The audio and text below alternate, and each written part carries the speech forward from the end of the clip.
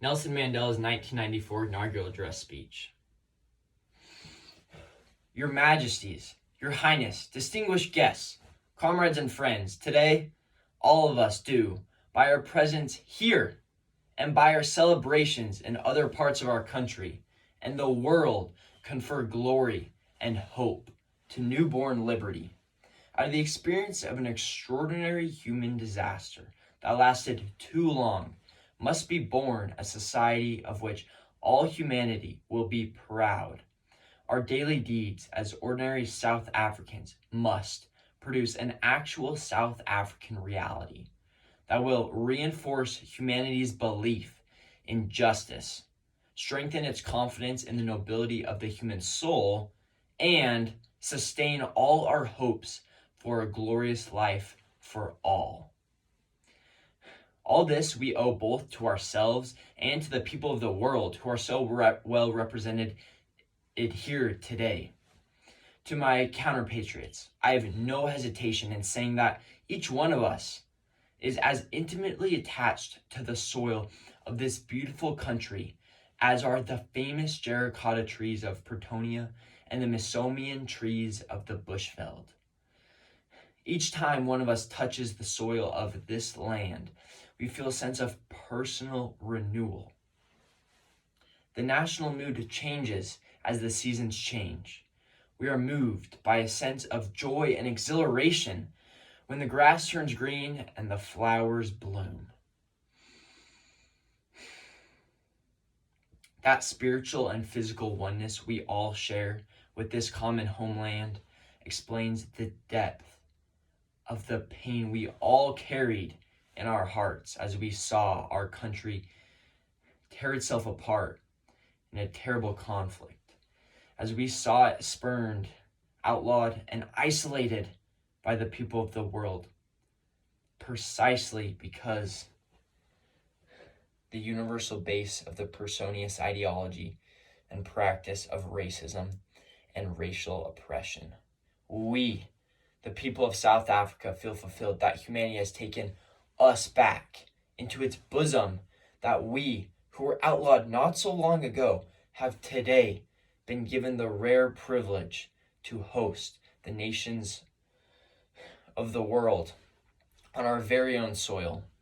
We thank our distinguished international guests for having come to take possession with the people of our country, of what is, after all, a common victory for justice, for peace, for human dignity. We trust that you will continue to stand by us as we tackle the challenges of building peace, prosperity, non-sexism, non-racialism, and democracy. We deeply appreciate the role that the masses of our people and their political mass, demographic, religious, women, youth, business, traditional, and other leaders have played to bring about this conclusion.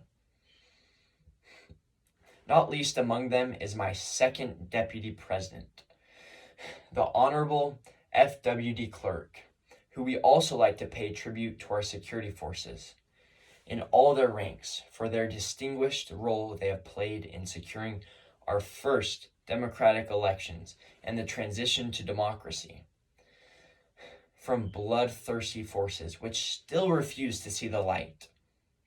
The time for healing the wounds has come. The moment to bridge the chasms that divided us has come. The time to build is upon us.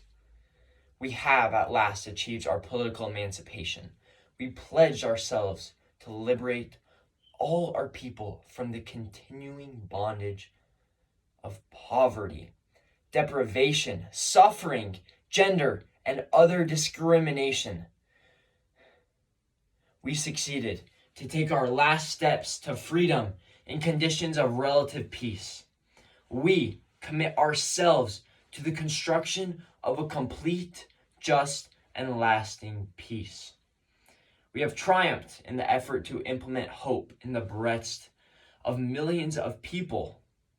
We enter into a covenant that we shall build the society in which all South Africans, both black and white, will be able to walk tall without fear in their hearts, assured of their inalienable rights to human dignity.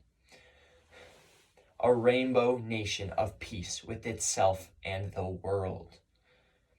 As a token of its commitment to the renewal of our country, the interim government of a national unity will, as a matter of urgency, address the issue of amnesty for various categories of our people who are currently serving terms of imprisonment.